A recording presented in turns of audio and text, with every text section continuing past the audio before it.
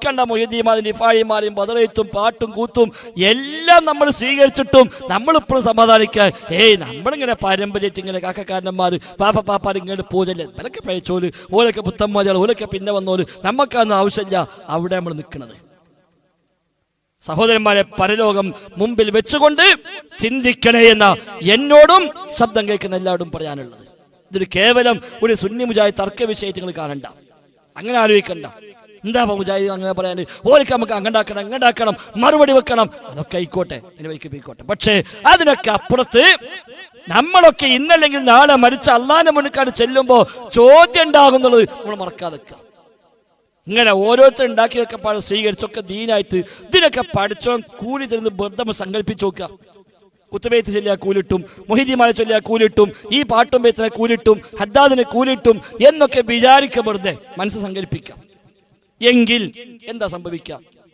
എല്ലാ ദിവസവും ഇഷാമലിബിനിടയിലോ അല്ലെങ്കിൽ ഇഷാക്ക് ശേഷമോ ഒക്കെ നമ്മളെ പല മിക്കവാറും പള്ളിയിൽ ഹദ്ദാദ് ഉണ്ടല്ലോ. ആരെ ഉണ്ടാക്കി ഹദ്ദാദ്? 600 കൊല്ലം മുമ്പ് ബാ അലവി അൽ ഹദ്ദാദ് എന്ന ആളുണ്ടാക്കിയതാണ്. അതിപ്പോ എല്ലാവരും സമ്മതിക്കും, തർക്കമൊന്നുമില്ല. ഒരു ഹദ്ദാദിനെ പോട്ട് ഉസ്താദെ ഈ ഹദ്ദാദ് ആരുണ്ടാക്കിയത് ചോദിക്കാം. റസൂൽ ഉണ്ടാക്കിയ സഹാബികളൊക്കെ പട ചൊല്ലിന്ന് ഒരു ഉസ്താദും പറയില്ല. നിങ്ങൾ ചോദിച്ചു നോക്കി. ആ ചോദിക്കുമ്പോ ഉസ്താദ് മുഖത്ത് എന്താണ് എനിക്ക് വഹാബിക്കണോ ചോദിക്കും. ആയിക്കോട്ടെ, എന്നാലും പേടില്ല, നിങ്ങൾ ചോദിക്കാം. ഉസ്താദ് റസൂലും സഹാബികളും ചൊല്ലിയതാണോ ഹദ്ദാദ്? വേറെ ഒന്നും വേണ്ട, എല്ലാ ബഹുമാനവും എല്ലാ ആദരവും നിലർത്തിക്കൊണ്ട് ചോദിക്കുക. ഞാൻ അങ്ങനെ ചോദിക്കാൻ പ്രയാസം ഉണ്ടെങ്കിൽ കുറച്ചും കൂടി നല്ല ചോദ്യം ചോദിക്കാം. ഉസ്താദ് റസൂലുള്ളാഹിന്റെ കാലത്ത് യേശാമലിബിന്റെ ഇടയിലാണോ യേശാക്ക് ശേഷമാണോ ഹദ്ദാദിൽ ചോദിക്കുക? ഒന്നില്ല, നമുക്ക് ആ സമയം തന്നെ നമുക്കും ചെല്ലാനാണ്. അപ്പൊ ഉസ്താദ് മണ്ടമ്മ ചോദിച്ചപ്പോ അന്നതൊന്നുമില്ല. പിന്നെ എന്നേ ഉസ്താദ് ഉണ്ടായി? ഇതൊരു 600 കൊല്ലം മുമ്പ് ബാ അലവി അൽ ഹദ്ദാദ് എന്നാൾ ഉണ്ടാക്കിയതാണ്. അതുകൊണ്ട് ഹദ്ദാദ് പേര് തന്നെ. ബാ അലവി അൽ ഹദ്ദാദ് എന്ന ആളാണ് ഇതിന്റെ ഉപജ്ഞാതാവ് എന്ന് 600 കൊല്ലങ്ങൾക്ക് മുമ്പ്.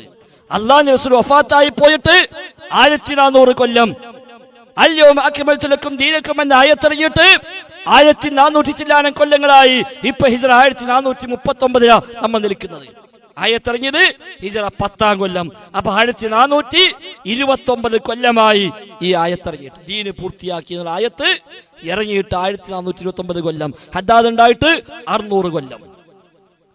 അപ്പൊ ആയത്തിറങ്ങിയ കാലം മുതൽ 829 കൊല്ലത്തെ മുസ്ലിമീങ്ങളുടെ പള്ളികളിൽ ലോകത്തെവിടെയും ഹദ്ദാദ് ഉണ്ടായിട്ടില്ല. അതിന് ശേഷം ഹദ്ദാദ് തുടങ്ങി. നമ്മൾ പറയാ നമ്മൾ പഴയതാണ്, നമ്മൾ പാരമ്പര്യമാണ്, മറ്റതൊക്കെ പുത്തമ്പാതിയാണ്. അതാ ഞാൻ പറഞ്ഞ ഇതിനൊക്കെ കൂലി കിട്ടുന്ന സങ്കല്പിക്കാം. നബി പഠിപ്പിച്ചിട്ടില്ലെങ്കിലും സ്വഹാബികൾ ചെയ്തിട്ടില്ലെങ്കിലും ഇതൊക്കെ കൂലി കിട്ടും എന്ന് സങ്കല്പിക്കുക. എങ്കിൽ എന്താ സംഭവിക്കുക? നമ്മളെ മഅ്ശറയ്ക്ക് വരുമ്പോ നമ്മളെ നന്മയുടെ ഏട് തരുമ്പോ നമ്മളെ ഏട് എന്തൊക്കെ ഉണ്ടാകാം? ഒരു 100 കുത്തുബിയത്ത്, ഒരു 10,000 ഹദ്ദാദ്, കുറെ നാരിയ സ്വലാത്ത്, കുറെ ബദർ ബൈത്ത്, കുറെ മുഹിദ്ദീമാല, കുറെ മൗലൂദ്, കുറെ നബിദിനാഘോഷം, കുറെ ജാടത്തങ്ങ് പോയത്, നേർച്ചപ്പെട്ടി പൈസ ഇട്ടത്, ഇതൊക്കെ നമ്മൾ നന്മയുടെ തുലാസിലുണ്ട്. നിസ്കാരം, നോമ്പ്, സക്കാത്ത്, ഹജ്ജൊക്കെ അതുണ്ട്.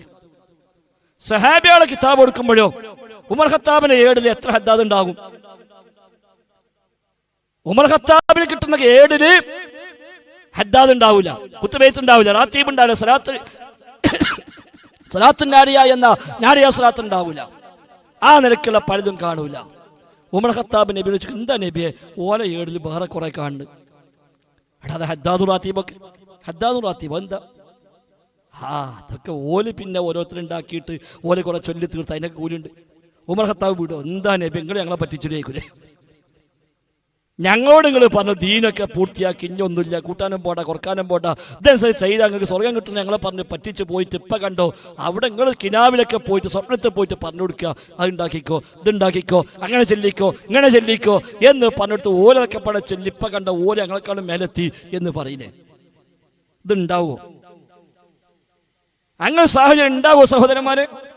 ഇതിന് കൂലി കിട്ടുമെങ്കിൽ ഇതല്ലേ സംഭവിക്കാം. കൂലി കിട്ടൂലെങ്കിലോ എന്തിനാ ഏർപ്പാട്? അല്ലെങ്കിൽ തെളിയിക്കാൻ കഴിയണം റസൂലും സഹാബത്തൊക്കെ ഹദ്ദാദ് ചൊല്ലിയിട്ടുണ്ട്, റാത്തീബ് ചൊല്ലിയിട്ടുണ്ട്, കുത്തുബിയത്ത് കഴിച്ചിട്ടുണ്ട്, നേർച്ച ഈ വക നേർച്ചപ്പെട്ടിക്ക് പണം എറിഞ്ഞിട്ടുണ്ട് എന്നൊക്കെ തെളിയിക്കാൻ പറ്റണം. അങ്ങനത്തെ ഒന്നില്ല. ഇനി നമുക്ക് ആലോചിക്കാൻ മാണവമാണ്, എന്നാലും വേണ്ടില്ല ഞങ്ങൾക്കത് മതി, ആയിക്കോട്ടെ, ഒരു കുഴപ്പമില്ല, ഒരു കുഴപ്പമില്ല, പറയാനുള്ളത് പറഞ്ഞു കഴിഞ്ഞു മാത്രം. സഹോദരന്മാരെ, അറിഞ്ഞോ അറിയാതെയോ നമ്മൾ പലയിടത്തും ചരിത്രത്തിൽ വഞ്ചിക്കപ്പെട്ടിരിക്കുന്നു.